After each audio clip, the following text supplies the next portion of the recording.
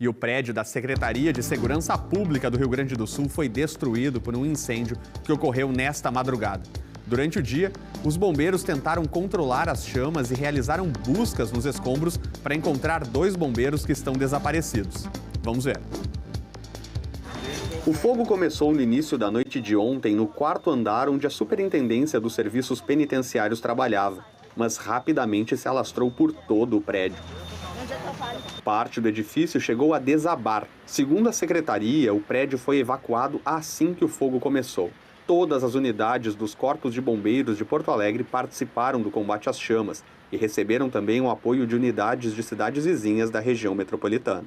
De acordo com o comando dos bombeiros, o plano de prevenção e proteção contra incêndios estava em dia.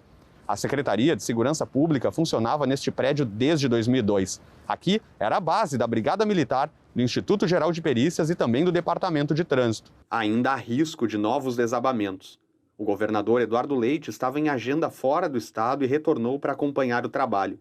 Em coletiva, na manhã de hoje, ele anunciou que as estruturas foram completamente comprometidas e o prédio vai precisar ser derrubado. Quando o trabalho dos bombeiros terminar, o edifício vai passar por perícia para determinar a causa do incêndio. Até o momento, nenhuma hipótese está sendo descartada, mas as primeiras investigações da 17ª Delegacia de Polícia dão conta de que não há nenhum indício de incêndio criminoso. Durante a tarde, os bombeiros receberam uma equipe de cães de resgate que veio de Santa Maria para ajudar nas buscas do tenente Derocide Almeida da Costa e do sargento Lúcio Birajara de Freitas Munhoz, que seguem desaparecidos. E os 2 bombeiros que seguem desaparecidos após o incêndio que destruiu o prédio da Secretaria da Segurança Pública são o tenente Derocide Almeida da Costa e o sargento Lúcio Birajara de Freitas Munhoz, como nós acabamos de mostrar. Equipes de busca acreditam que eles ainda podem ser encontrados com vida entre os escombros. Uma equipe de cães de resgate veio de Santa Maria para ajudar nas buscas. Os animais já foram utilizados no resgate aos desaparecidos de Brumadinho. Nós conversamos com o tenente-coronel dos bombeiros, Eduardo Estevam, que falou sobre as buscas. Então, neste exato momento, estamos com as guarnições da Companhia Especial de Busca e Salvamento dentro do prédio, fazendo busca a possíveis vítimas, né?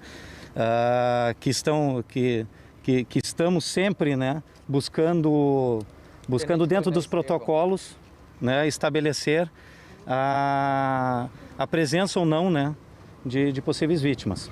E guarnições de combate a incêndio realizando o rescaldo para que se faça a devida avaliação posterior por equipes de engenharia, que nós já temos equipes de engenharia do IGP, apostos, equipes de engenharia da Secretaria de Obras, né? Defesa Civil apoiando para que faça depois, após a avaliação, após a estrutura estar segura, uma avaliação posterior com relação a isso. Então, no momento, estamos fazendo a incursão na edificação, tá, para tratar de busca e resgate a possíveis vítimas. Nós ainda estamos fazendo resfriamento da edificação, tá? Estamos fazendo resfriamento com escadas mecânicas e caminhões-tanque, né? E as guarnições estão diuturnamente fazendo, então, o controle máximo do incêndio e o rescaldo para que não volte a ter ignição, tá? E dentro dos limites de risco que o bombeiro militar, né, pode então alcançar, as equipes de busca e resgate estão dentro da edificação fazendo as ações necessárias para encontrar possíveis vítimas que existam lá dentro. Os dois bombeiros militares, eles estão... Nós ainda estamos fazendo buscas, né? Sempre na expectativa de ter pessoas, né? As pessoas encontrá-las com vida. Então nós estabelecemos protocolos de busca, tá? Que vão desde busca pormenorizada dentro da edificação com incursão de equipes, depois utilização de cães para que se faça então o encontro, né, de vítimas e por fim, se por um acaso dentro de uma expectativa do protocolo, expectativas, né, que são traçadas dentro do planejamento, aí sim nós entrarmos, né, com a retirada de material para que as equipes então façam uma busca mais mais em cursiva. Sim, nós temos os binômios cães, né, cães e bombeiros militares, que estão a postos e aguardando o momento de aplicação, né? Nós temos protocolos a serem seguidos, que no momento correto serão então empregados. Não, nós necessitamos, o IGP, o Instituto Geral de Perícia, já está presente no local, né? Não podemos tomar nenhuma conclusão precipitada com relação a isso. Esses levantamentos serão feitos então ao longo do tempo, né? Não será hoje que será realizado isso, nós teremos então, volto a dizer, né, sequências, né, de atos, de ações, até que o IGP então possa fazer o seu trabalho e tirar as conclusões necessárias. Não, a Companhia Especial de Busca e Salvamento, ela já está adentrando ao prédio, fazendo a análise necessária e as buscas necessárias, eles já estão lá. Tá? Isso já desde o início da manhã eles já estão lá dentro. Tá? Nós estamos então, a partir de agora, né, aguardando então essa varredura, essa busca pela equipe, para que essa equipe que está lá dentro, que tenha um gerenciamento, né, um gerenciamento por um major nosso, ela faça então, ela dê as respostas necessárias para que então se entre os cães para poder continuar, né, um segundo protocolo de busca e resgate. Essa situação do incêndio deixou todos os gaúchos perplexos e nós vamos conversar agora com a diretora-geral do Instituto Geral de Perícias, Heloísa Kuser, que vai nos dar detalhes sobre o incêndio e também sobre as suas consequências. Boa tarde, diretora Heloísa. Boa tarde, João Vitor. Boa tarde a todos os ouvintes.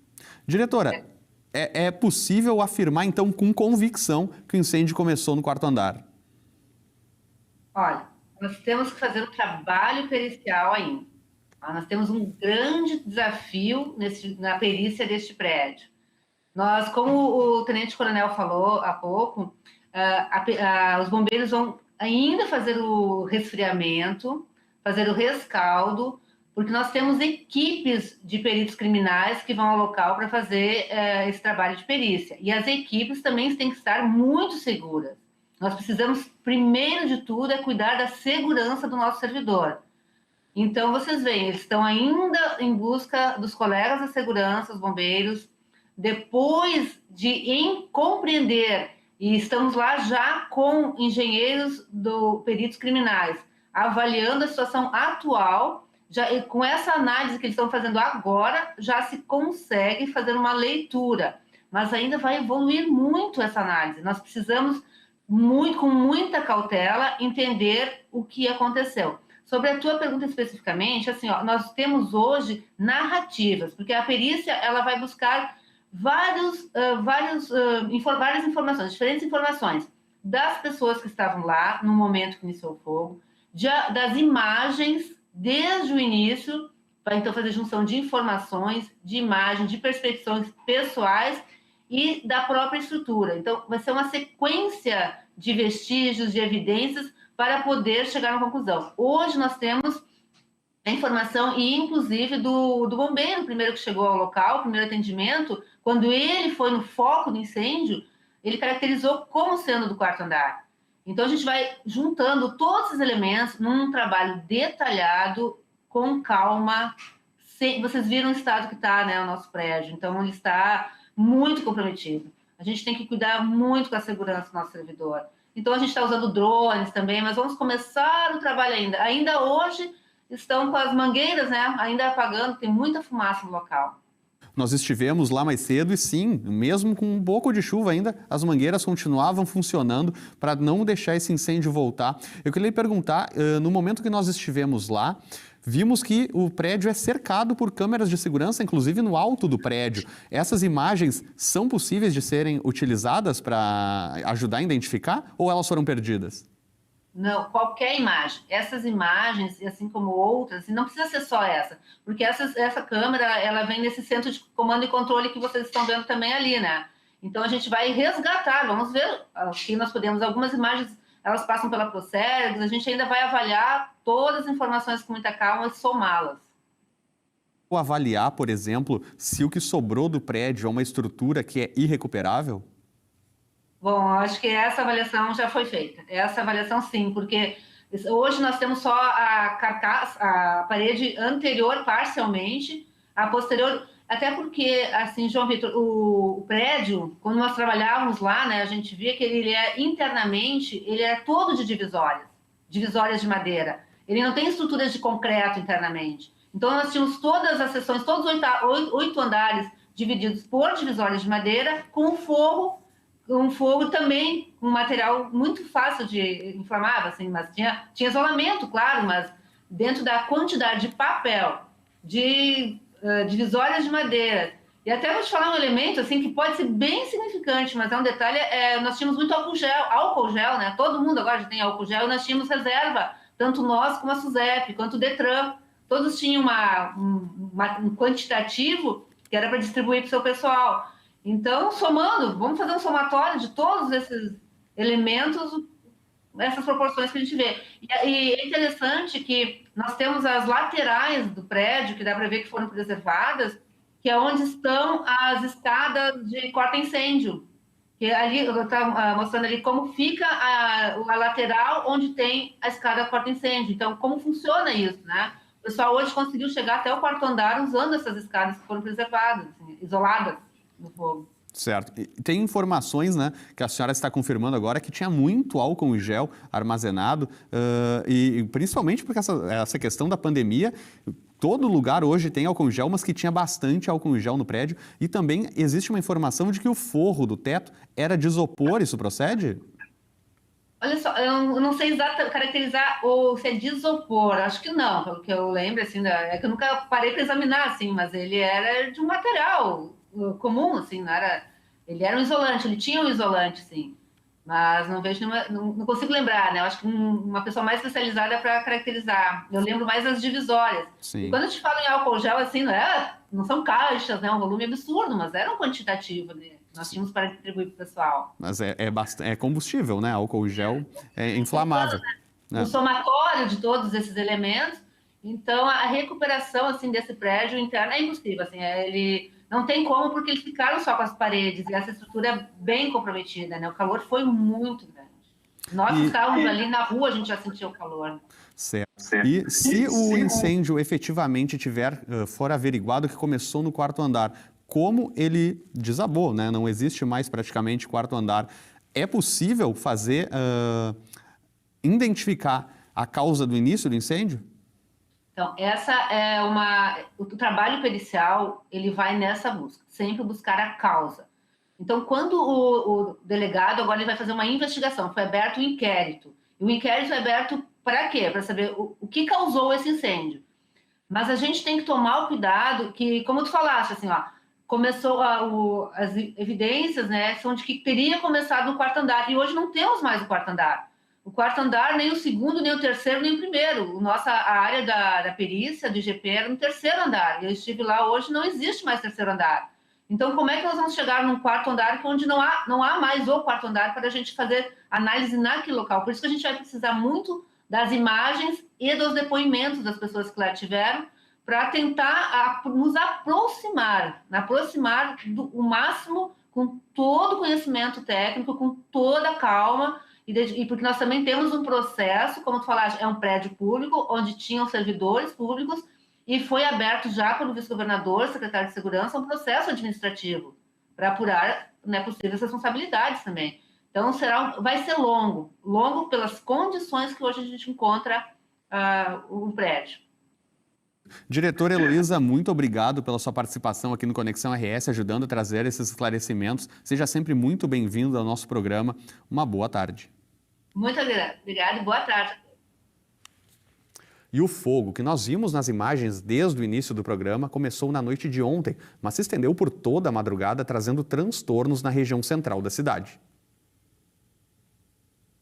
Então, eu moro aqui atrás, né? E daí meu marido saiu e disse que estava pegando fogo no prédio. E daí eu falei, como assim? E daí eu saí. E no início era um fogo tranquilo, né? E daí veio o primeiro caminhão dos bombeiros. E daí e nisso foi passando. Deu meia-noite, estava tomado. Daí o primeiro prédio desabou. E daí ele veio aqui, olhou e voltou. E daí quando veio o fogo tomou conta do outro e do maior lá. E daí eu falei, meu Deus, né? E daí a gente tentou dormir, porque o barulho era de caminhão dos bombeiros toda hora, né?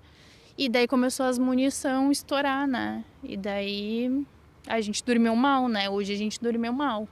O fogo que consumiu o prédio da Secretaria de Segurança Pública também trouxe transtornos para a vizinhança do local.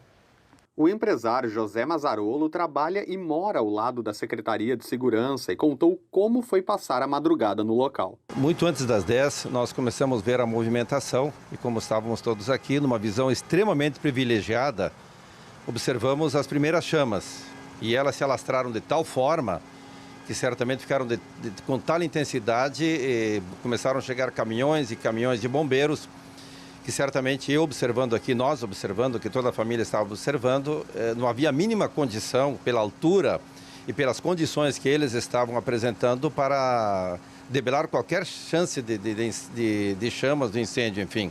E aí ele se alastrou por todos os lados, inclusive, de imediato, ele começou a refletir por todas as janelas, em todos os aspectos, em todos os departamentos, uma fumaça extremamente escura.